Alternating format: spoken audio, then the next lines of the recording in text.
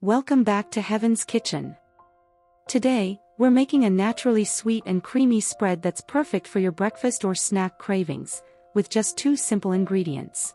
In a food processor, add 200 grams of peanuts. Blend them until they turn into a smooth creamy paste. This might take a few minutes, so be patient. You want that rich velvety peanut butter texture.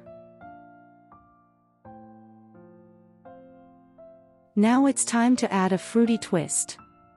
Toss in 140 grams of fresh strawberries and keep blending until everything is well combined.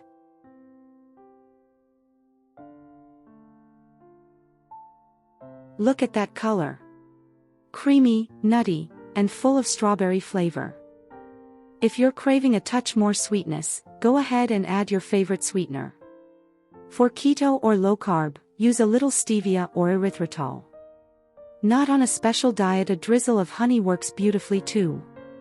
You can spread this on toast, swirl it into yogurt, or eat it by the spoon. If you enjoyed this easy and healthy spread, give it a thumbs up, subscribe to Heaven's Kitchen, and share it with a friend who loves simple guilt-free recipes.